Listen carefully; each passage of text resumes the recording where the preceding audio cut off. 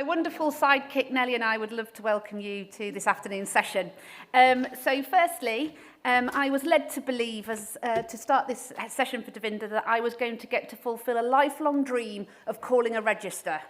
Turns out, because we're online, GDPR will not allow that, so I'm going to have to allow myself the secondary dream of ticking you off before you leave if you're picking up a CIPD. So please, I'll be stood by the door at the end of the session. Please make sure that we've ticked you off so we can get your certificate to you. Oh my! Oh, I tell you what, Pem, you've clicked into another one. I'm pretty sure I've got some in my bag. Yeah.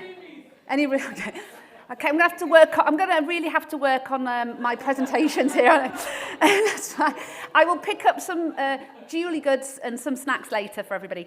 Okay, so without further ado, thank you very much for joining us for this technology session. So if there are any eclos in the room who may find themselves in the wrong session, if you head out of the door into the corridor, one of the members of staff will take you to the right place. We seem to be missing a few in that session, so if you are, I promise I won't point at you as you walk out. So, if you need to sneak out, you can. So we've got wonderful Davinder here today, who is going to talk us through some technology and life-changing opportunities for people with inherited sight loss. So a really round round of applause for Davinder, please.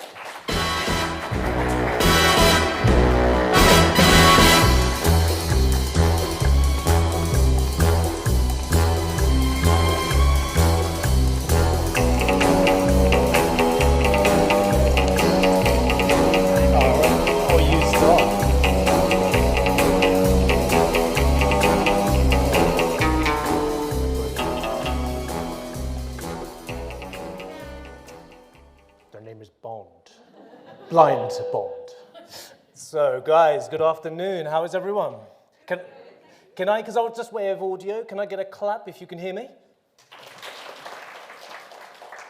That was more of a Mexican wave, but that's cool. Can I get a clap if you can't hear me? That's great. I've covered myself. I hope you've enjoyed the day so far. In fact, give us a clap for the team. Have you enjoyed the morning so far? Yeah. Oh, amazing, great. All right, the team have asked me, and I'm sorry if I talk quickly, and to colleagues who are doing BSL, do throw a shoe at something at me if I do talk too quick, but I want to keep it quite interactive. Those of you in the room who do know me, I like to have fun and engaging sessions. So I want to interact with you. Those that are online, 100% don't think you've forgotten.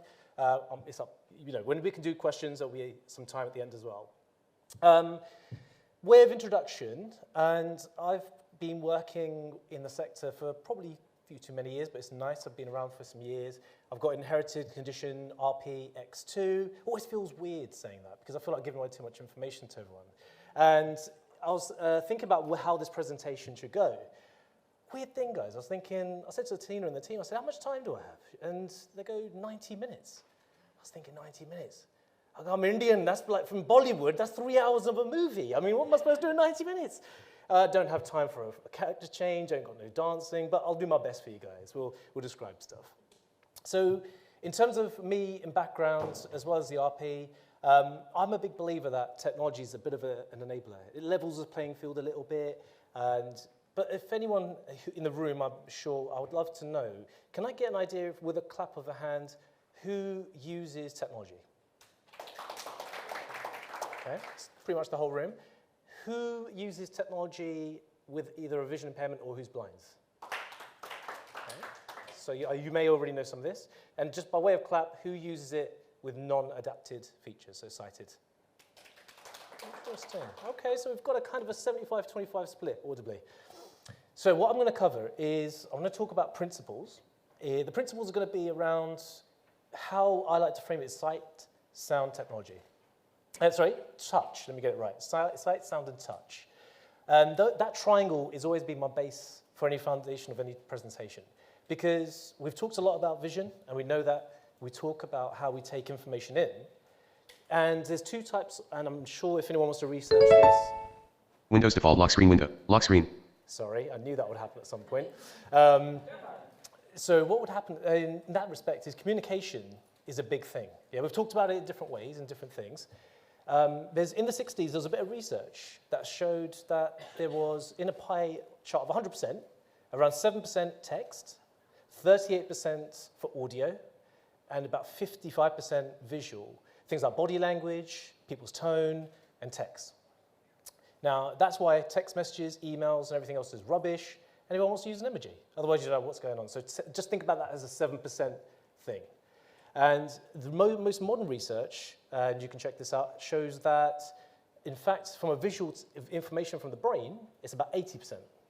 And then about 15% audible, and then the other percentages go down to around 3% tactile, 1.5% smell. So I'm not going to worry about smell or taste, because we're not going to be eating your smelling technology here today. So sight, sound, touch. Why are these really important? Because from a sight perspective, as we've all talked about this morning, would you all agree, and you can give me a clap if you wish, the world has changed towards more technology and a digital world? Yeah? Cool. All right, so for those online, the group is definitely agreeing. People describe the internet as a utility. Basically, it means like gas and electric. And all the best deals, all the best things are online, social skills, everything's going that way. So the question comes back down to, how do we make sure when something changes that we change with it? So I hope that everyone agrees on this call, as well as in the room, that change is a constant thing that happens to everyone in life. Can feel a bit scary, yeah? Can feel a bit worrying. Man, if we think sight changes, technology changes every minute. So you can imagine my job gets much harder as things go. So one of the things that's going to be a constant theme of this session, guys, is I'm probably going to title it AIAIO. And I think it's not just copying off a nice nursery school theme. It's not that. It's because AI is massive at the moment. But why the O? Because the AIAIO can either go, oh, wow, or oh, no. So I feel like that's kind of where we are right now. We're at this kind of crossroads where AI is being talked about so much that it's a whole topic of its own. So as we go through this talk and presentation, that's going to come up later. Also, for clinical and other colleagues who are in the room, I know you love a good pathway. We will talk about pathways as well, so don't worry, you won't be left out. I'll hold on to your seats. So I think the first section I'm going to take it into, in line with communication, is language. Because language is used everywhere, whether it's something we talk about spoken, BSL, text, we've talked about language. And it was a funny story, actually, because I'm going to fill this with presentation with stories. Sorry, guys.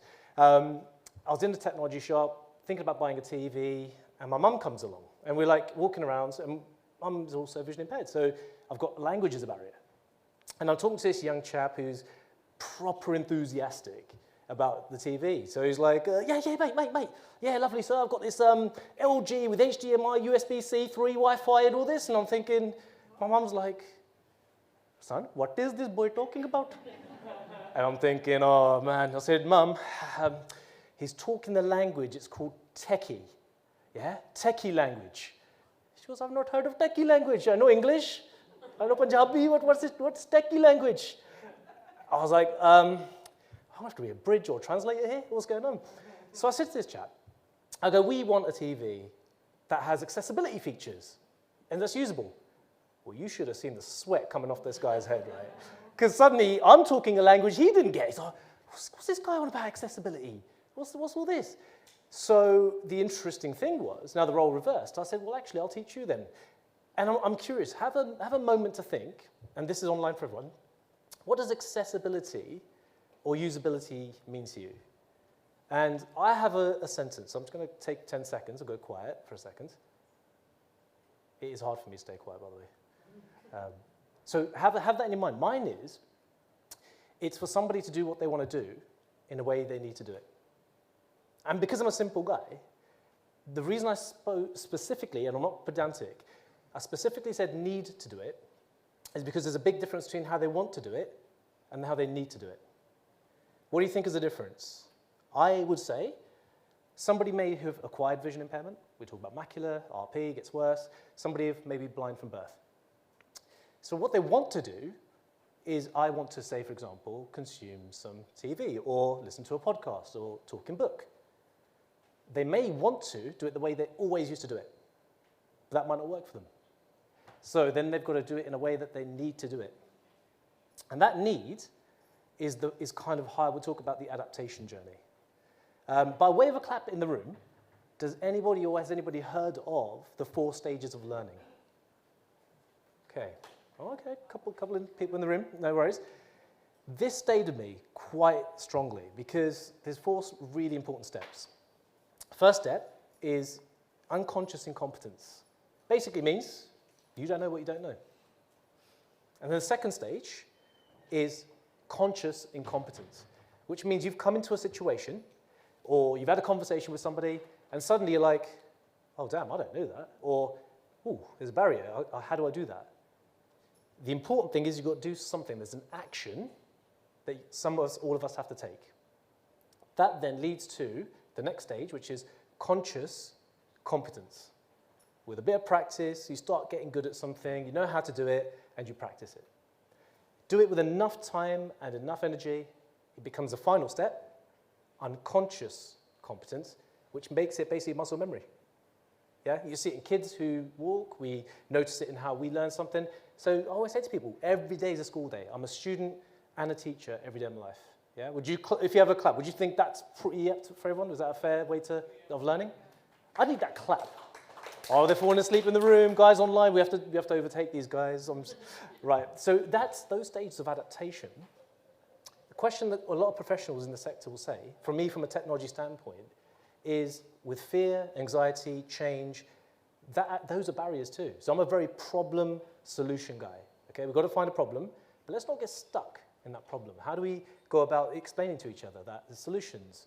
So the next part of this presentation will be going through some of those options. Now, I'll keep it simple to the best of ability, but I think we'll go through that triangle of sight, sound, and touch, and that's where it could be for somebody who's partially sighted, through to somebody who wants to hear something, through to technologies like Braille.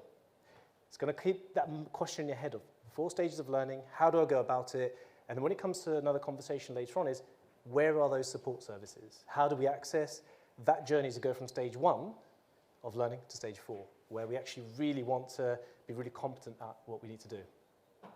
All these principles with technology, also, whether you're in the clinical fields, whether you're in social services, rehabilitation, we're going to talk about examples and stories, just even at home. Because technology is technology. It's circuitry, plastic. But it means nothing unless it does what you guys want to do with it.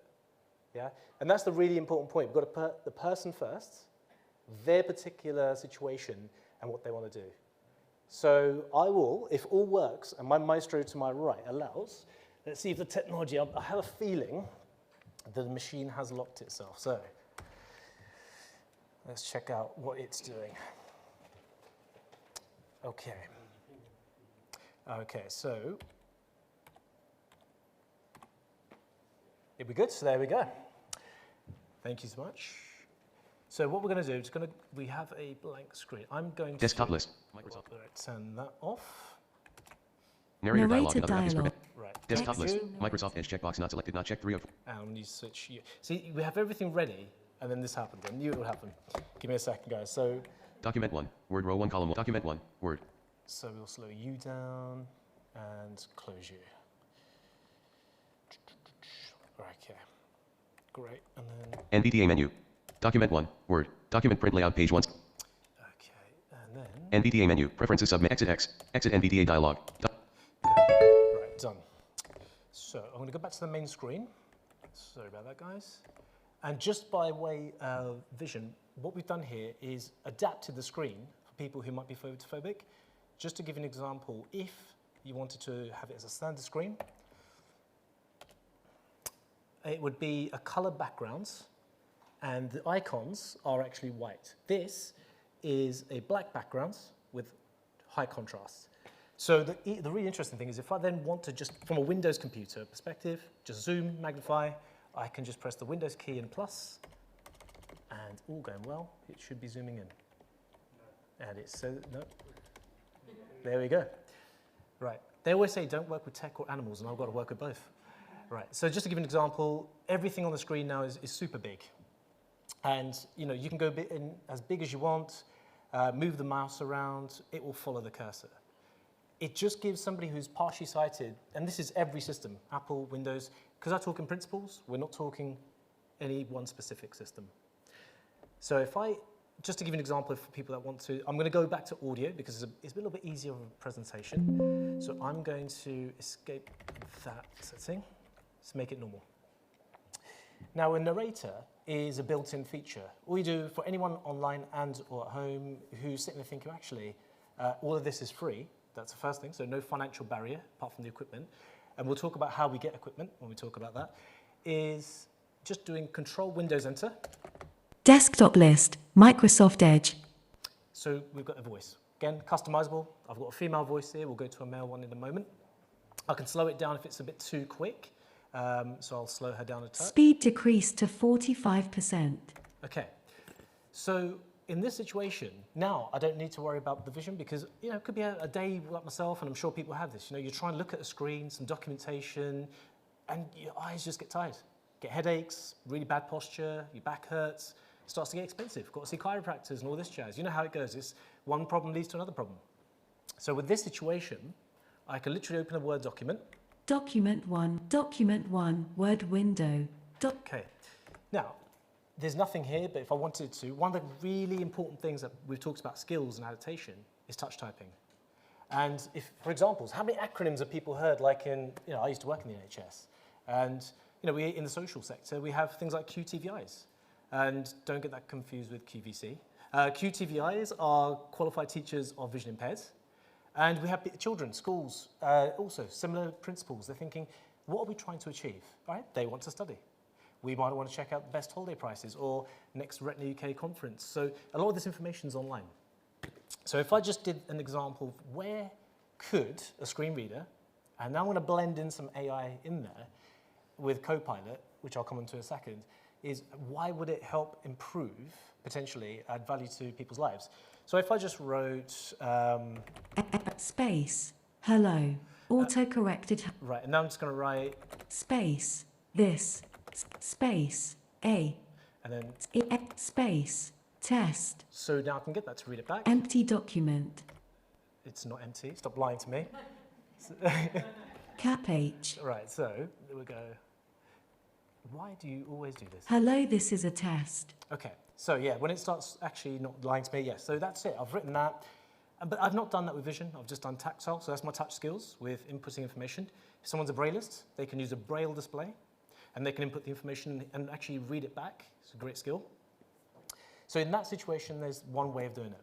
Now, those skills, the question is, what's the point? Why would you want to do it? So we can have a bit of fun. We can start thinking about things like Copilot. For the room, just a clap of hand, has everyone heard of Copilot? Okay. So again, online and everyone else, Copilot by OpenAI, they have the same model run in the background as ChatGPT. So what we could do is we could, with these skills, think about, okay, what would we want to create? So I'm going to highlight the text, get rid of it. And I'm actually going to open the Copilot editor in Words. Draft with Copilot. Okay, so what I've done... Add content. There's a button and a control on the screen, which is now telling Copilot that I'm ready for it to do something with the document. It's got things like chat, it's got other aspects to it. I'm just going to go into the edit field. Prompt, edit.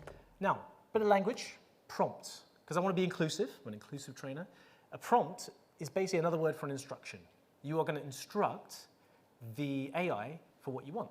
So some of my more senior clients and students would be like, Davinder, do I write please, thank you, and all that? Yeah, absolutely, if you want to. The AI would probably appreciate it, but it's about being clear. Now, those of us who have ever used encyclopedias, you probably know the keywords or commands are similar. What is it you want? What could it create for you? So just to keep it a little bit fun, I'm going to write create. Space, auto-corrected create, space, space, A. One page. Space, page. Document. Space, document. Of family. Space, family. Friendly. Space, friendly. Jokes. Space, jokes. Okay. Copilot insert group, creating a draft. Group, stop, button. So, working on it. So now we've got to wait a Working second. on it. Working on it. Now, I don't know if that's the internet connection or just the AI, so I don't Working know. on it. Oh, she's still working. She's working hard. Yeah. Pulling things together. Oh, great. She's getting there. Pulling things together. Looking things over. Great. Looking things over. She's thorough. Draft with copilot. Draft ready in document group. Fab. Okay, so I now need to get away from this particular screen. So I'm going to go to the document itself. Document 1. And now I will get it to read it through. Family-friendly jokes, a collection of laughs for all ages. Heading Level 1, family-friendly jokes to brighten your day. Enter list. Bullet. Why did the Scarecrow win an award? B. Course they were outstanding in their field. Bullet. What do you call cheese that isn't yours? No. Cho cheese. Bullet. Why can't you give Elsa a balloon? B. Course she will let it go. Okay. Anyway, she's written the whole bunch. We can change it. And that's kind of interesting just from a bit of fun perspective. But we can take it a bit further. So I might be like, okay, I'm not really interested in the jokes. Copilot insert group. Right, so what I'll do is I'll get rid of that text first, actually. Document 1A. Select. So now it's a blank document again. I'm going to go back to Copilot. Navigation window. Search document. Edit box. Search. And I'm going to really ask it this time. Say, for example, Search. And it's- Search document 1. Thank you. Word I. Draft with cop. I'm going to think about, imagine someone's applying for a job. Well, we know that's a digital exercise as well, isn't it? So I could say to Copilot, create Space. Auto-corrected create. me a Space. CV, Space. CV. and let's say what 16 of 400. CV sample, Space. Sample. that is blank, L. Space. Blank. that is Spa- easy to read. Space. Read. And Space. one that Space. recruiters Space. Recruiters. would find Space. appealing. Space. Appealing. Right, so I'll put the prompt in. Copilot insert group. Creating a draft. Group. Stop. Button. Looking things over. Looking things over. I'm hoping this isn't a Draft cheat. with Oh, okay. copilot. There we go. Draft ready in document group. Okay, so that was a bit quicker. And so I'm going to navigate away from this and go back to the actual document itself. Document. Cap B. Okay, A clear, recruiter-friendly curriculum vitae format. okay. A clear, heading, personal details enter list, bullet, name, bullet, address, bullet, phone, bullet, email, bullet, LinkedIn. Exit list, heading level 1 professional summary enter list, bullet, a concise summary of your experience, skills and career goals. Okay, we'll pause it there. So that I'm not trying to promote people. I know AI gets a bad rep. It's like anything, it has good and bad. But I think, can you think from a perspective of, actually, I've really got a creative idea. I just need to put something in somewhere where that can actually really get my ideas together and then use the tools like words. And the same, actually, for people who are in professional work. If you have an enterprise or business solution, well, we could take it a step further. I did test this before the session. It didn't work yet. But what you could do is you can get, for example, in Excel, if you've got some data, you could ask Excel to summarize the key data. You've got a graphical graph or pie chart. You could ask for the key bits of information. And the AI, depending on if it's oh wow or oh dear, will either tell you the truth or lie to you. So it's just, that's why I like to kind of keep this. It's great as a tool, gets it as a structure, but I think really we should be partnerships with it and just collaborate. But I haven't at one point said, you know, write me the poem or whatever, because it's not what I'm trying to do. I'm just trying to find solutions that might speed up our productivity in this particular example. But all of these features that we're talking about in Windows do mean we have to go back to those accessibility or inclusive settings for blind and low vision people. We've talked earlier how people felt isolated. You know, social media has its good and bad. We've got all sorts of things. You know, it's the principles, depending on what you'd like to do with it. So I just thought I'd give that in terms of Microsoft Words. The final one, just going back to the main desktop. Desktop. You could also just try Copilot generally. So if I go... Desktop list. Microsoft Edge. Non-selected. I do not want that one. Let's see if it works. Start. Okay. Desktop. Taskbar pane. I don't think Desktop list. No, it's not. Microsoft Edge. Non-selected. Off. Okay. No, it's not going to want to do it. It's probably because of the Wi-Fi. Document. I'm just going to close you. Save your Don't end. save. What you could have done in the system Desktop lit. is D. launched Copilot. Copilot focus window. Ah, there we Copilot go. window. Ask anything. Edit. Right. This is different to the Microsoft Word, Excel, PowerPoint feature I was just demonstrating. That's really focused on documents, Excel data, PowerPoint presentations. This is the whole system, just like ChatGPT. So I could ask, tell me about space about the charity space charity space retina cap K. Copilot is preparing your response. Copilot is still processing your request. Copilot has completed the response. Retina UK is a national charity in the UK that supports people affected by inherited retinal dystrophies Right. such as retinitis pigmentosa Right. Now, did you notice loads of asterisks, loads of bits, and that's a formatting thing, that's not great. By default, I could prompt it to say clean up that response, get rid of the asterisk, give me no citations. So the first thing that it presented was that. But just to give an example, it's quite quick, really good for research, but the AI, as I said, just always double check, because it does hallucinate, and that's not me telling a medical thing, it does. It's a technical thing. It does actually give up. And it will tell you things. And I'll demonstrate this with the smartphone. It will confidently lie to you.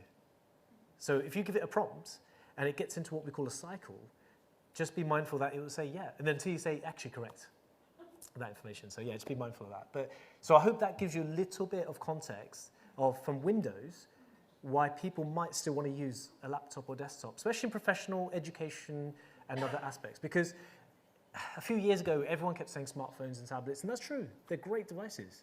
But I feel like with the kind of amalgamation and combination of this kind of technology, I think if you're able to type or get the information in, and with the support and adaptation of AI models, I think we've got some powerful technology. So that's Windows. I'm now going to ask Maestro, if we go to the smartphone, and we'll have hopefully a little bit of fun with some of the models there, but this is just going to take us a second to switch. So we've got this device here. Great, and then over to you. Audio description, Maestro is fumbling with the cables, trying to find the right one. Presenter is looking confused. Okay, and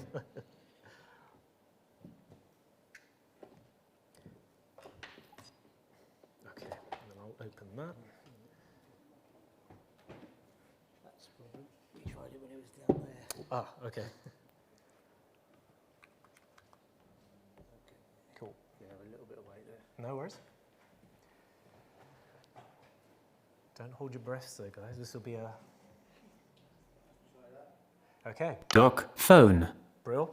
And what I'm hoping those with vision can see on the screen is, this is a smartphone, happens to be Apple, but again, principally, could be Android, and could be anything else. Key thing is same magnification options, same dock theme options, nothing's different. You know, all the end features are the same. So you can have white on black, which is what I've got.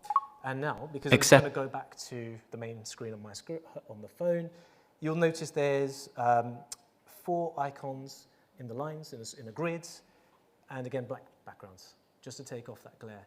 And these don't have to be complicated, really simple stuff. All right, so we've talked about, I think some in the room, and I'm curious, of those that have assistive technology already, can I just get a clap if people use services like Be My Eyes?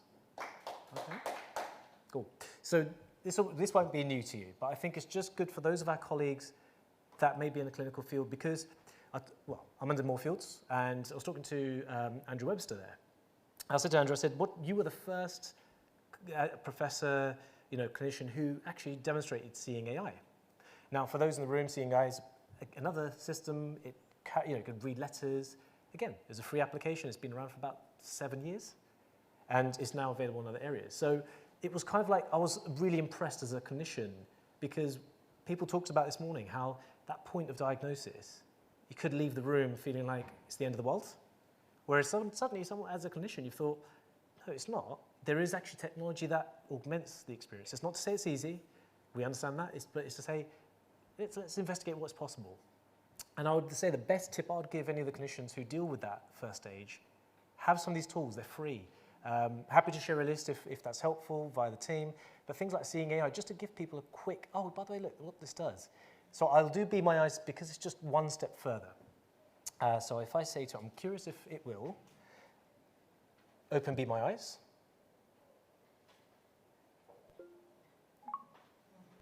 Famous last words. Okay.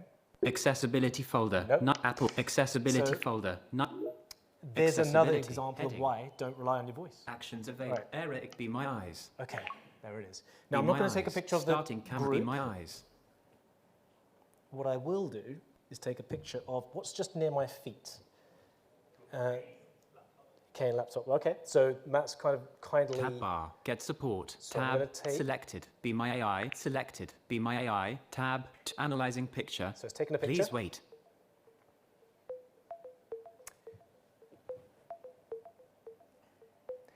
You'll notice something else has everyone noticed that it's latency, as in the delay? Laptop on a grey carpeted floor, with an open screen displaying a chat interface. To the right of the laptop, there are tangled cables, an audio device, and a multi-plug power strip on a clear stand. Part of a person's light brown shoe is visible at the bottom right, Oh. and a finger partially covers the lower left corner of the Whoops. image. The setting appears to be a workspace or event with technical equipment. Do you know, I never said I was Actions a available. photographer. But, it gives you an idea. When you think about themes, we've talked about education, access to information. For those that use it, it's from every situation, like, matching socks, knowing what color jeans, through to if you've dropped something as a vision impaired person, where is something? And where Be My Eyes, as one of the first vision models to use this, is if that person's struggling still, because it's a picture, it's taken 10 seconds, and it's great for this kind of description. But you, I hope, would agree that you probably wouldn't use that live to think, actually, I need to get through a hospital, or I need to get through a shop. It would take forever. Do you know what I mean? Taking a picture, wait for that response, you're probably there half the day. So a lot of people don't realize you could just ring a volunteer, which I won't put them on the spot. That would be a bit difficult, but I can literally go to the bottom option. So if I go to clear this. Laptop on a grey Okay, I carpet. know, thank you. Mobile service. Right. Laptop on This a is grey always- clear. right, Button. clear you. Clear. Tab bar. Get support. I'd go to the bottom left, which is get support, and just call a No volunteer. search. My groups. Close tip. With Siri. Close Close you. tip. Close tip. Call a volunteer. Button. And as quickly as that, I could speak to a human being. And that's where it's kind of one of those situations. It's like, great, I have dropped something, or I'm in a shop. But guess what the other weak link in that situation is? It's going to be one of two.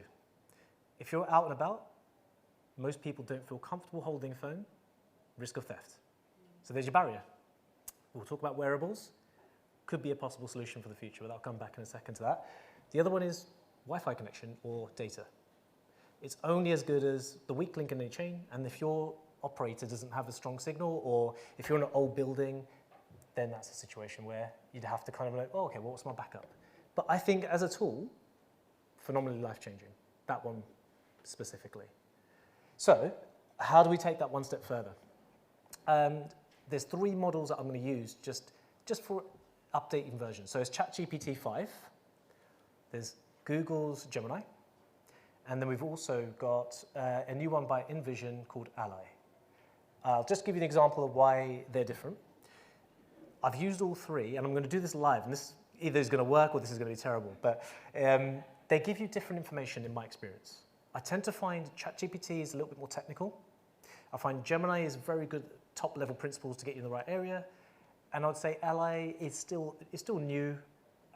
They've all got individual voices. I still haven't quite personally got on board with those voices, but I'll let you be the judge. So, Ally is A-L-L-Y. Yeah, so that's by InVision. So this will be the models, and then we'll go into things like wearables and getting rid of that. So, if I go to 55%. 50%. back to the main screen, and because Siri doesn't want to listen to me, that's fine. All right, main screen here. I'm going to go to Finance and shop travel folder. Productivity folder. Okay. 16 apps. I'm going to open ChatGPT Productivity. first. Head ally. Bing. ChatGPT. ChatGPT. New message. Dictate. Okay, so I'm curious. I don't know if this will work because if it's taking the microphone away, but I'm going to try going into voice mode. Cap. New message. Text. Switch to voice mode. Okay. Switch to voice. Speak now. Can Button. you hear me? Screenshot. ChatGPT, can you hear me? No, it cannot. Screenshot. Screenshot. Okay. It's probably even more important than getting the will. This is where Show captions. Okay, no, it's still not doing it. Okay, Button. Screen. Close. Button. We'll close that. Close. now the problem that we've Voice got with chat this ended setup, after 24 seconds. it's actually, that's one of the big problems with all these agents. So I think what I might have to do, it's risky, but I'm going to disconnect the video and I'm going to ask everyone in the room and online just to be audio based for a minute, just because then I can use the lapel. Do I just disconnect the, yeah, bro, okay. Sure. Yeah, no worries. And it's a risk because the microphone in this situation is not picking it up. So I'm going to use the lapel. So what I'll do is, Voice chat ended after 24 seconds. Image, an illustration of a black circle with white. everyone can hear that okay? It's probably not the best, sorry guys. So IH. I'm going to just close you because it's clearly, Voice chat ended after 20. App switch be my eyes. Act chat GPT. At home be my eye. so now I'm going to ask Siri, open ChatGPT. New message. Text field is editing. Insertion pointer. Switch to voice mode. And I'll go to voice Switch mode. to voice mode. I'm going to ask the same question to all three models so that we can be fair. So, Button. Speak now. can you tell me what the sight loss pathway is?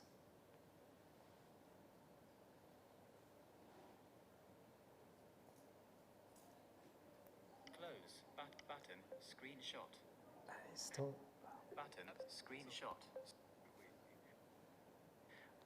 The sight loss pathway is essentially a process that helps people with vision yeah. impairment get the support and services they need.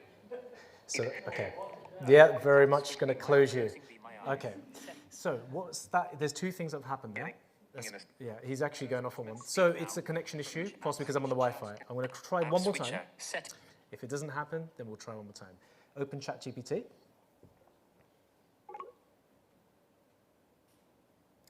And then I will go to live. Return.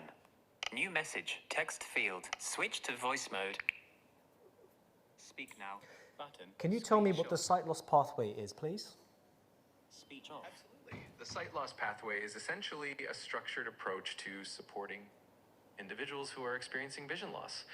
It typically involves a range of services from diagnosis and treatment to rehabilitation and support, and it often includes specialists like ophthalmologists, low vision therapists, and support groups. If you have any specific questions about it, let me know. Close. Button. So that's ChatGPT. We'll go for Gemini. Open Gemini. Chat GPT. Gemini 2.5 flash. Okay, we'll do the same. Go. There's a button at the bottom right, and I know you can't see it, so I'm going to tell you it's the bottom right. It says go live. Ask Gem. Add attachment tools. But microphone. Go live. Button. So I'll go live. Go live.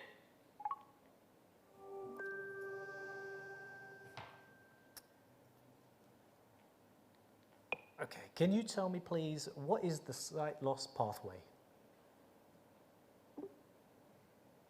The sight loss pathway is basically the steps and support available to someone who's losing their vision. It's designed to help them through the process, from diagnosis to living with sight loss. Does that make sense? Just a reminder that I don't provide medical advice or diagnoses. You should always talk to a medical professional. Great, thanks. I've got a few in the room. Cheers.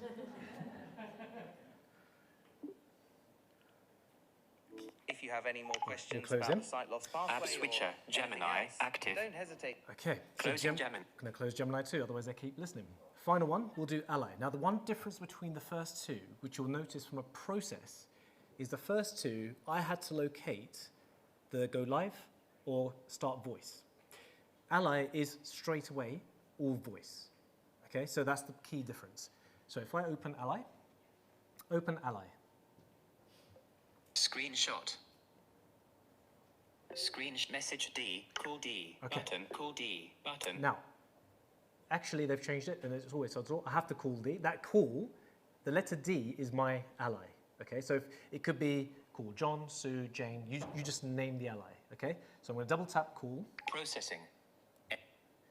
Button, tap to unmute, button. Hi, can you tell me what the sight loss pathway is, please? The sight loss pathway is a structured process designed to support individuals experiencing vision impairment or blindness. It typically includes early detection, assessment by eye care professionals, diagnosis, and referral to support services. The pathway aims to provide timely medical treatments, rehabilitation, and access to resources to help people maintain independence and quality of life. If you like, I can provide more detailed information or specific steps involved in the sight loss pathway. Okay. Now, Apps ally. I'm going to close Ally as well. So we're going to go to a slightly different, but you pick up there's just different ways of presenting information you can go through. That's just really handy. But the models that are actually, well, there's two models now that can do this. Gemini by Google and the Ally can also access cameras. What does that actually mean for us? It means sometimes, let's say, kitchen scenario. You might want to read some instructions and there's nobody around. You don't really want to speak to a volunteer. So what we could do, and I'll try this live as well, but let's try this with Gemini. Open Gemini. Sidebar. Okay, I'm going to go live. Empty line. Hi, ask Gemini, go live, Okay. button. So once I've gone live, Go live. Turn on captions, button. so we have an option that said turn on captions, Turn on video streaming, and that's the button. one we want, turn on video streaming. Turn off video streaming. Sure, I've turned on captions. Well, actually, we didn't. Turn on screen sharing, button. Gemini, can you tell me what's in front of me, please? From what I can see, there's a stage with a projector screen to the left and what looks like a speaker on the right. Is there anything specific you'd like to know about this setup? Yeah, it'd be great if you could tell me when you notice a laptop. Could you tell me that when I move the camera? Okay, I'm ready to spot the laptop when you move the camera. Okay, now moving the camera to the right towards, and I'd be curious. I don't know if it'll pick it up, but, and I actually know oh, there.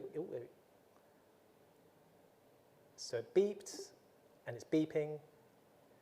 Right, but it did not say there's a laptop, and I know I'm pointing at the laptop. So there's another failure of these models, which is they're not doing live video streaming. They're taking what they call incremental pictures. So it's a snapshot, snapshot, snapshot, and if it sees it, great. If it doesn't, it's just the way it is. We could do the same with Ally. I could ask the same thing. Open Ally. Screenshot. Okay. Message call D. So we do the button. same. Could you tell me what's in front of me? Unmute, button. Could you please clarify what you mean by what's the beauty? Are you asking about the definition of beauty? Okay, I asked, could you tell me what's in front of me? Let me take a look. In front of you, I see a large white projection screen or whiteboard positioned against the wall. The floor is covered with dark-colored tiles or mats that have white lines crossing through them. There is a wooden panel along the bottom edge of the wall beneath the screen. Further ahead, towards the right side of the image, there is a vertical stand or banner, likely for displaying information or branding. Ally, I'm going to interrupt you. Can you just tell me a little bit more about the banner? Is there any text? Let me take a look. I can't clearly see any text on the banner on the right side in this image. Join the club. Okay. So, yeah, you can actually have an interaction with it. Whereas Be My Eyes, it was text-based, which is still a wonderful tool, but you have to type in your question. With Ally, Google, and these models, it's voice interaction. So depending on the individuals we're talking about, just from a demonstration perspective, it's quite powerful just to give the idea of what's possible. Now, very important point, These are free. These are the free models of Google, the free models of ChatGPT. And if you want the more powerful, free Ally as well, just note that if anyone's interested, and I'm not here to sell anything, I'm just telling you, they're going to get some charging involved. They're all about £20 a month. If you want the plus, which means it's faster responses, better models. But from a free perspective, I think it's pretty powerful. You know, for short tasks, I wouldn't rely on it too much, but I just think it's great. So if you think about, from a professional standpoint, clinicians, rehabilitation, I think it's really important then to talk about technology. You've got things like WeWalk 2. I don't know if anyone's heard of those. It's like an amalgamation of this AI in a white cane, £600. It's, again, one of those situations where we think of it price to benefit. You've got, there's another technology out there, which again, we can send information out, called Biped Noah. It's an AI wearable, like shoulder pads. If anyone's an 80s kid, you'd remember it from the Blazers. It literally sits around your neck with camera on the side, and it's used for navigation. Beyond that, of course, we're going further into what we talk wearables, which is now this section, and sunglasses. So you remember earlier, I said to everyone in the room and online that one of the biggest risks for us as blind and partially sighted people, as well as e-scooters, which is terrible, is actually theft. You know, that happens with those things where, you know, they're expensive devices, and you go out and you don't want to necessarily be exposed to that. So think about, if you've heard of Meta Ray-Ban, which was one of the first commercial company to come out with a pair of glasses that actually looked like sunglasses, you know, didn't actually make us look like we're wearing safety goggles or, you know, snorkeling equipment, because, you know, apparently we don't like fashion as blind people, right? And so for me, that was great. It's a great generation one. They've just partnered with Oakley, and I will just tell you that Meta's event yesterday happened, 1 o'clock our morning. They have just announced a new Oakley as well, which has got a camera in the middle. So I would say if anyone's interested in those types of wearables, maybe just wait until either October or later in November when you get some deals, because the technology is coming out all the time. There is also the Ally wearable glasses, which is called the Solos. They're around I think between £300 and £400, depending on what time of the year they're going to go for. Again, so the difference is, okay, that's a good question in the room. So for those online, what's the difference between, say, the Meta experience and the specialists? Well, it's exactly that. Meta is designed to work with services. They will have their ecosystem. They want you to use on social media, WhatsApp. You can make those kind of calls. So if you have a family or friend on WhatsApp, you could say to the glasses, WhatsApp call whoever they are, and they could see what you could see. And some people use it from a mobility perspective to help them get around in unfamiliar environments. Whereas the Ally Solos is more specialist at the moment, hasn't got partnerships with companies like Meta, Be My Eyes as yet, whereas Meta have. So you could say to Meta, as an example, call a volunteer with Be My Eyes. But the one area that Meta is falling over in, and it's interesting for the clinical staff in the room, is due to either GDPR or licensing, Meta doesn't at this time read medication. So just bear in mind, there are pros and cons to wearable technology. And I don't want to give the impression that they're just all things to all people at the moment. So depending on your lifestyle, if you're somebody who goes out, if you're sporty, you want to be out, or if reading is more important, make a decision based on your life and what's important. Battery life's an important one, because some of the newer devices run longer than some of the older ones. So it's just a really nice time that technology is starting to happen. There's a device, if you're online already, called the Echo Vision glasses. Haven't tested those yet. Those are coming down the line. And there's, I think, about 2 or 3 other companies who are starting to come through. I think 2, maybe next year, but I reckon there'll be all sorts of things happening. Those in the community and those who are professionals probably also may have heard of Glidance. So Glidance, for those that aren't aware, is kind of looks like a bit of a Hoover on wheels. Yeah. So somebody in the room is just saying it was on Sight Village. So those online, if you want to, from a mobility perspective, it's not there to replace a guide dog. Well, Tina's stolen mine, so might have to. So what I would suggest is that is a new technology where it's kind of 2 wheels with a handle. And if you think of the old shopping trolley experience, where you used to push a shopping trolley around, it does that. You are in control, you push it, and it will brake, steer, and stop according to what's around it. And it's in early stages at the moment. It's projected maybe to next year. So the reason I'm kind of bringing all these things as wearables and and kind of amalgamate them with things that you push is because the whole technology landscape has gone away from just this computer I used at the beginning to a smartphone and tablet that I'm holding to something that you would either be wearing, and if you listen to Elon Musk, it might even be in our brains, so just be careful of that one too. I think the interesting thing about technology is kind of come back to a couple of questions which I want to bring back to. So if Matt and colleagues let me know time-wise, is what's the pathway to all of this wonderful stuff? I'm a massive, massive believer of getting rid of the digital divide for education. It really hurts, and I hate that thing because everybody who isn't using one of these things isn't getting all the benefits of one of these technologies and devices. And a common question in the pathway would be, okay, I believe that we should have a technology support pathway as well as a clinical pathway, because I think the two blend so well together, and they're going to be different things to different people at different times. And what might be relevant to a person, say, who's partially sighted at that time, if their condition changes in, say, a year or 2 or 10 years down the road, that's another holistic approach and assessment, say, what's their lifestyle like, and what would technology be appropriate there.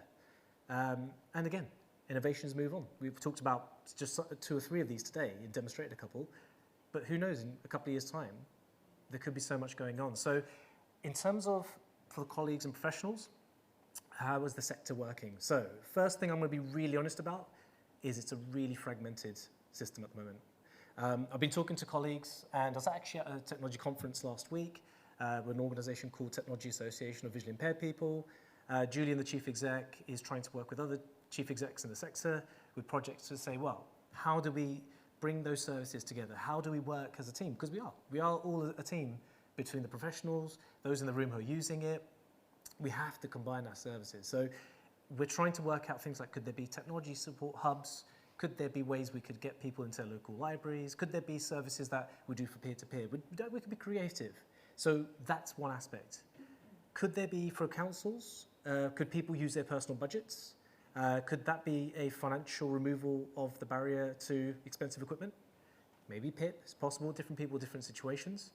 So what we're trying to have is a wider discussion about how does the funding of an equipment happen, and how does it get to that point where somebody not just gets it, but actually can really use it. It's like the analogy I use for people who still drive vehicles is it's all well and good buying a car, but if you haven't got the license to drive it, how good is it sitting on the driveway? So it's a really interesting, and it's a psychological barrier too. It's for some people, it's like, it's not for me, can't do it. But it doesn't matter if they can't do it yet. That's the really important word, yet. But they will need that guidance support. I think people who've gone through vision impairment or sight loss or never had it, I think one of the really important things is about 60%, in my experience, or even more, is emotional. And once you get over that emotional side of it, you can then start to take in the innovations. Why is it worth it? Why is it your life? What's going to happen? Is it worth getting in? All of these things, it's an investment. And it's an important investment because I think the sad part is it's not like all schools have the infrastructure, sadly. It's not like adults beyond college or university have the opportunity. So it's up for us as professionals to start thinking, actually... You've reached the call time limit. Oh, of course I did. Those I didn't hear, I've reached the call time limit. So Ally was just listening in the background. And there's another thing about privacy as well. Sorry, guys. There's another thing about privacy. Just be mindful. So all of these things about acquiring devices, training support, will just blend into one final section from me is about like kind of even to the smart home. Because there's one story I do want to share. A 10-year-old child, a few years ago, he had sadly had a stroke, and his mum had come up to me, and I was working for one of the organisations at the time, and said, Davinder, could you just come and talk to my son? The story was, he was just fed up of just being talked at, inputs. He kind of just felt like this kid who's just, everyone's telling him what to do. Always feeling like, oh, do you know what? I want to do X, but mum and dad won't let me do it. I want to play the games, but they won't. So understandable. But parents, they have emotions. Parents who are thinking, is playing the Xbox or PlayStation the right thing? So we had a conversation, and I'll always remember him because I came in, and the first thing I asked if the parents were comfortable was like, would you be all right with the two of us just having a conversation? You're more than welcome to just supervise if you want to. But they're like, no, I said, oh, have a tea or coffee. And I said to them, I said, tell me about yourself. What were you interested in? What's going on? I didn't come in saying about what the technology was, what he needs, what he wants, because I think this kid is sick of that. Yeah, so I thought, let me get to understand what he wants. He's like, yeah, he goes, because people call me D for short. He goes, D, because I think it's important we build a rapport. He says, D, he goes, I love my computer. I love my games console. He goes, I'm in a wheelchair right now. He goes, I can't even get out. But he goes, when I'm in this games console, I'm free. Yeah, okay, I get it. So I go, what's the problem? His problem is mum and dad. Okay, there's a barrier. I go, well, why is there a problem? And he goes, well, they think I spend too much time there. I'm not talking to people. I was all right. So what about you? What do you want? He said, yeah, look, I'd love to get to know people, but it's hard right now because I'm adjusting to the wheelchair. You know, not all the businesses are accessible. It's hard. You know, I guess I'm a young kid. So I was like, and he was super mature for his age. Like, he's literally telling me like his just frustrations, really. So we had a good chat. And then we started talking about solutions. And I just said to him, like, okay, what about in the house? What are you doing? What can you control? Because I have a philosophy that helped me adjust. And that is spend your energy on things you can control, rather than don't worry about what you can't control. So my genetic condition can't control, but I can adapt, learn, and spend my energy on things that will add value to my life, as can you. So we started to talk, and next thing we know, we started talking about smart hubs and smart technology, things like thermostats, lighting, electronic locks. And when I started to tell him that he would be in full control, he lit up. He's like, for real? I was like, yeah. I go, you can do it. I go, what we just need, yes, you're going to need a bit of support initially. We'll get, might have to get somebody out to install the lights. That might need a couple of tradespeople. Then we need to make sure it's connected to your Wi-Fi. That might need someone like me or someone else. And then you might need me or somebody else to teach you the right commands and prompts. But once all these ingredients come together, you're going to be the guy. You're going to be the person who's doing it. And that is a learning for me in life, that if you think about how pilots go through a checklist before they fly, sometimes we've got to go through a bit of a checklist before we do a task. Have we got the right ingredients? Have we got the right tools? Have I got the right knowledge? Is everything there? And then suddenly magic happens. And so that's really that story. And then he left me with a gift, because I love music. I'm an Indian percussionist. He goes, D, I go, yeah, what's up? He goes, have you heard this track? And he had a Google smart speaker, and obviously Alexa, other ones that are around. And he played Shawn Mendes' In My Blood. And for those that haven't heard it, I recommend just taking a listen. But the lyrics are basically about feeling frustrated, but it's not in his blood to give up. And I think that was lovely. I thought, we just need to share some of that, because that's where I feel coaching, mentoring, and peer-to-peer support is really important. Because it's great talking about the technology, but it's frustrating if you think, I don't know how to use it. It's frustrating if you have got the financial means, or it's frustrating if you think you're the only person, as we heard this morning. So I think the soft stuff is so much more important, and then the hard stuff, not the drinks, that's at the bar later, guys. The hard stuff in terms of the actual equipment, I think it will follow.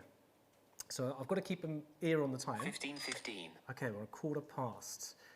Shall I open it up to the room? Because I feel like I've spoken a lot. And are there questions? Yeah, and what we're going to do, sorry for anyone who's going to ask a question. Lovely colleagues have got roaming mics so that people online haven't forgotten about you guys. Love you. Yeah, just come into the room. We got what down? Oh, okay, so audio description. They are beating my guide dog up. They've tripped over, that's all right. You're right, sweetheart? She's fine. Okay, so I try and test different online devices, and I would say Netflix has got the best audio description, but how do I access the Fire Stick's audio description? I can never access or activate the audio description on the Fire Stick, and I say Netflix has got the best audio description. I could cheat and ask one of the AI systems, but I won't. It's usually the two middle buttons on the remote control, you hold them down for 10 seconds. But I can tell you afterwards if I'll check, because each Fire does change sometimes, and each remote can be a little bit different sometimes. But I'll check for you. But yeah, it's two buttons. It's usually the home and back button together. Oh, feel free to say your names if you wish, but you don't have to. Yeah. Davinder, hello. It's Pam. Hey, Pam. I've got it's two questions. You talked about the technology pathway, which is a brilliant idea. Mm-hmm. Then you've got two generations. We're living longer, older generation. Mm-hmm. People that I'm coming across, they don't even know the basic commands of keyboard, like typing skills, because they've come to it late, or they've inherited something from their children, which doesn't work for them. Mm-hmm. And then the other is the cost. So if you look at gadgets, which, like for, long cane, people have got mobility issues, so there's two streams there for technology. youngsters are very, tech savvy. Kids are born with phones on their hands, But what about for that older Twilight generation? What would you recommend? Sorry, I'm just drawing stuff and getting water. Sorry, Pam. Description. I was finding my water and one of the colleagues kindly got it before I spilled it. That was smooth. So what would I recommend? So the first thing, I mentioned about barriers. Some of that could be, like we said, fear, anxiety, cost, like you shared. So the tools should always follow the person's feelings. So for example, there's options that have buttons like a Blind Shell Classic 2 or 3, which is the newer model, which emulates the standard telephone keypads of a home telephone, or for those of a certain age, the old Nokias. So really, what you can do is say to somebody, okay, where should they go first for this information? Okay, they could, be it Retina UK, RNIB's helpline team, have some basic technology sessions. We know it's fragmented, but it's about saying, right, what is that individual need first? And I think it's really about saying, well, okay, if they can't absolutely type at all, there are solutions, but let's say, for example, the In Your Pocket device. Well, In Your Pocket is a specialist device. So I focused most of my presentation on off-the-shelf commercial devices, but there is a discussion, and I'll explain why, that I think the commercial should always come first and specialist after. It's kind of like the GP model. It's like saying to somebody, you go see a GP, GP gives you an overall health check, 10 minutes, yeah, in the room, yeah, that's it. And then from there, they'll say, right, okay, let's appropriately give you a specialist referral. That's how it should work. But the way that the blind and low vision for BPS individuals, and I'm sure some of you experienced this, is 10, 15 years ago, there was no commercial or free stuff built in. It was all specialist. JAWS for £900, screen readers at like £1,500. It was the financial aspects of it was specialist, specialist, specialist. And the reason I say we should always do the inbuilt stuff first is because people don't know what they don't know. Remember those 4 stages of learning? Give them a demonstration, give them a little bit of coaching and mentoring and say, right, look, I can do it as a vision impaired person. There's an opportunity for you to try it. I hate using the word saying they can because we don't know until they try it. I hate using the word it's easy because we know it's not, but it's doable. And I think until we put the energy into it to give them that and say, okay, here's a buffet, right? And from a vision, those who have not got vision loss, those who are blind or partially sighted actually don't know what's on the buffet table until we either have the appropriate sign in text that's large print, or somebody reads it out or something, right? So really, until we have that buffet of options, and then we know what that individual wants to eat, with technology, I'm getting hungry, that's when I'm using food analogies. It's just important that we, as a sector and professionals, come back to people and say, right, everything is possible. It could be somebody with Parkinson's, for example. Dual sensory loss, we heard it this morning. You'll notice that if I talk to this device, if one of you coughs or makes a sound, do you know straight away it interrupts it? So we've always got to think about what's the environment someone's in, where are they trying to go to do, what's the objective, i.e. what's the tasks, and then we'll find the right solution. I just think I don't want anyone to have a discussion with anyone who says straight away, oh yeah, you need this, because that's a salesperson, and that's not cool. So I think it's definitely got to be a holistic assessment and individualized approach. But yeah, definitely, I think I've had clients like that, Palm, 100%. To be honest with you, oh, do you want the microphone again? Yep. Sorry, thank you, Davinder. I think a lot of them are finding it very difficult because they want that dedicated time, one-to-one coaching and tutoring, which in the role I do, I don't have time to do. Understood. The frustrating thing for me is that I want to help, but then it depends on their levels of adaptability as well. Some of them are very reluctant to change, so it's changing that mindset. Yes. And then there's the cultural barriers, and they said, well, but we don't want to spend that much money. It's too expensive, but then you're stuck between a rock and a hard place, really. So, yeah. Yeah, it is true. So, I think, but I'll push back because I'm a stubborn guy. I know what it's like as well. So, I don't know, maybe it's an RP thing. I've heard a lot of people say they're stubborn this morning. I think I'm not just somebody who wants to do the talk. I actually think action's really important because I think it was Einstein who once said, if you always do what you've always done and expect a different result, that's insanity. So if for us as a group, both online and in person, my point to you is if somebody is, and we'll go to cooking, for example. So I still make Indian curries. Mum taught me. And, you know, it's one of those situations where I'm just going to be really transparent. My dad was like, he goes, son, you should do it my way. And I said, all right, I could do it your way, Or why don't you just let me do it my way and I'll have no barriers in terms of I'm just going to do my thing and then judge me on how it tastes. So sometimes I think we can get really bogged down in process, what's the right way to do it, and sometimes that's correct. You know, there are situations where a process is a process. But I think there are some situations where your personal creativity and the way you learn, you know, between someone who's, you know, a little bit of a reflector or a little bit activist and wants to go jump straight into doing something, we're all a little bit unique in that way. So I think if you haven't got the time, maybe we've got to find a way where somebody does. So prime example I gave was when I did a project, which was online today about 8 years ago, it was a project that was trying to reach 125,000 people nationally. And when we think about only 360 or 370,000 people, current stats are registered, up to 2 million people could be, we're not really reaching a lot of people because we just don't know about some of them either. So I think really it's about systematically thinking about, okay, through those pathways we talked about earlier, clinically, bridging the gap through ECLOs. I'm sure ECLOs and rehab professionals also likewise probably can have frustrations because they're thinking, what's that next part of the process for them?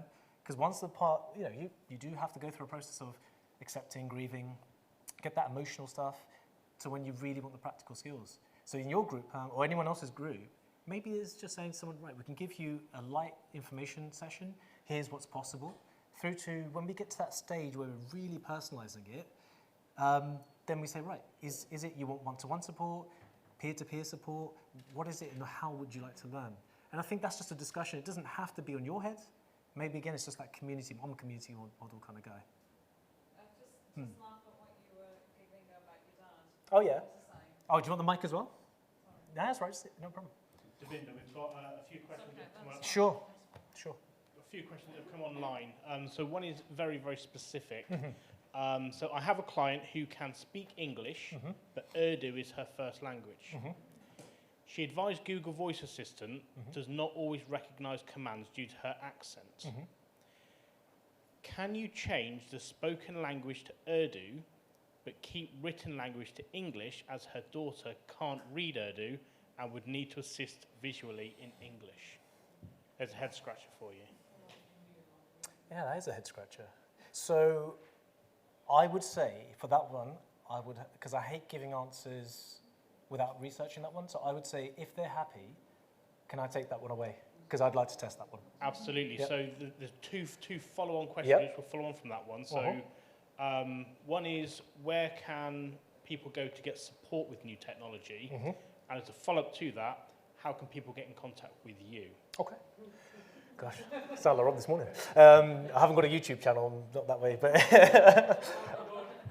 so first question again, Matt, was how can people get support with technology? Okay.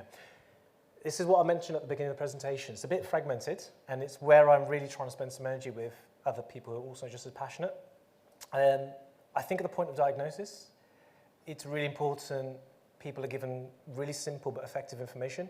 Like we said, whether it's Retina UK, if it's appropriate to inherited conditions or the conditions Retina UK cover. I would say RNIB's team as a helpline, still there's a first point of call. The challenge is resources are reducing, demand is going up.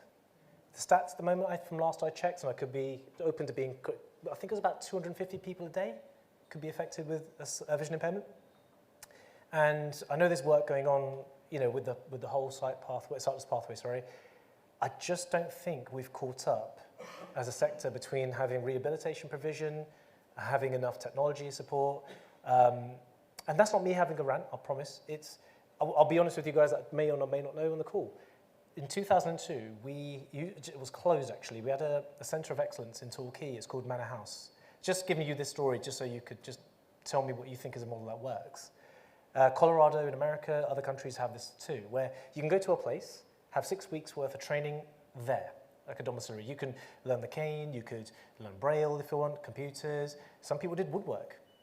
So it was a really intense, but gave people the foundation skills to help them adapt to that vision impairment or sight loss, or blindness full stop if they were born with it.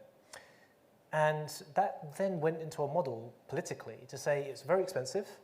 So the RNIB lost the contract, and then they opted for rehabilitation in the community, which cost effectively might have thought was good, but most of you probably know what the risk of that was and has happened, is what they call the postcode lottery.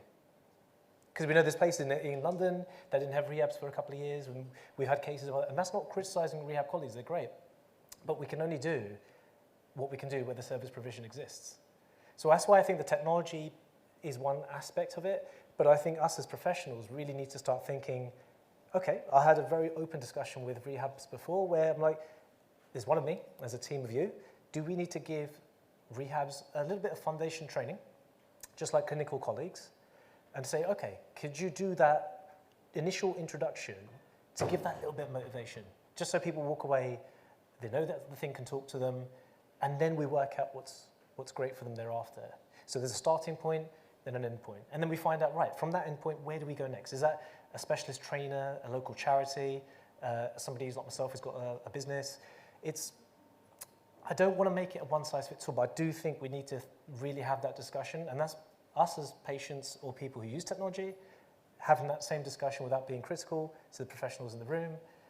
So I think that's kind of where we should go, because I think in 2025, I think it's a bit mad we're having the same conversation that's still been around for 10, 15 years. And the final point I would say, because with access to work and other government-funded programs, I went through an application October of last year with a 24-week service line agreement. Right? Now, let me give you an example of that barrier. Why is that important? If you're an employer or you've applied for a job, you've demonstrated you're fantastic at the job, you've got all the technology skills in the world, you're great for that particular role. The way it works is, and for anyone who's thinking about wanting to get into employment, the best way to do it is 6 weeks application prior to your start date. So say, for example, if your start date's the 1st of October, apply 6 weeks prior. They will treat you as what they call a category 1, as high priority. Well, in my situation, as a self-employed individual, I started trading on the 1st of October, but I applied on the 6th of October. Now, that's the reverse. They treat you as category 2, which means you're already in work, and therefore 24 weeks. So therefore, what I'm trying to say here, this is local information, it could be national information, but the problem is, would any employer, not because we're not capable or you're not capable, because the system's letting us down, would they wait for somebody for 24 weeks to get that system that's really giving them access to do that job that they're capable of doing? So these are the discussions we're having. It's no different. The principles are exactly the same between somebody not being able to use a white cane to get out to local shops or not feeling confident to do so, through to people not being able to do their shopping or communicating with friends and family. The question is, from what time do they start that journey to when they start getting that support and adapting is the key point. And the answer to the second question, I'm happy to share out details. The business name is called Personaleyes, which is personal, EYES, because it's coaching, mentoring, that kind of thing, but more than happy to share that out. So again, I'm trying to say to a lot of people in the room, I think we're a passionate bunch of people, and I think if we can help each other, that's what we need to do. Being joined on the stage. Hi. Hello. Time. It sounds scary, it's time. It's time. All right. So doesn't it sound like Lion King, like when it was like starting to say, it is time. In my deepest, most authoritative voice. Lovely. Well, thank you. I was just going to say thank you to everyone on the call. Thank you to everyone here. Really appreciate it. All right. Thanks again, Davinder. As always, so entertaining as well as educational. So have a great